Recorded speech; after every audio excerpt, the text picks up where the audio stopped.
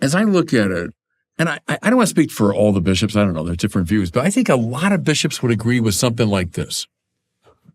Our country is a generous country. We're the descendants of immigrants who came here, in some cases because of persecution.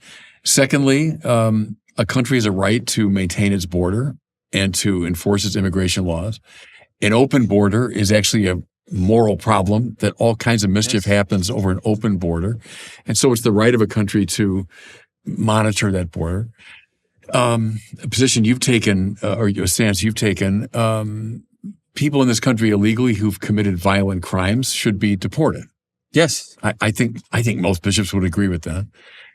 What am I getting wrong there? What would you correct? Would you accept that basic way of framing the question? Yeah, I think I could agree with probably most of that. From my perspective, from a Catholic sense, certainly, look, the dignity of the individual is absolute. I understand that, and the way that we're going to treat people, totally agree with that.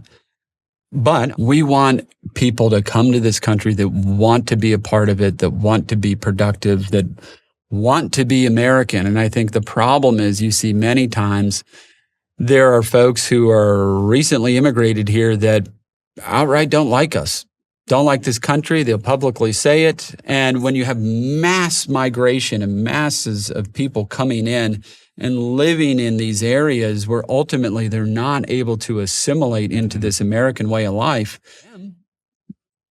many of which don't speak English, their lot in life is probably cleaning a building or something like that. And that's honorable work. I'm not denigrating that. But let's say I'm welcoming that stranger into my house and my house is on fire. Yeah, right.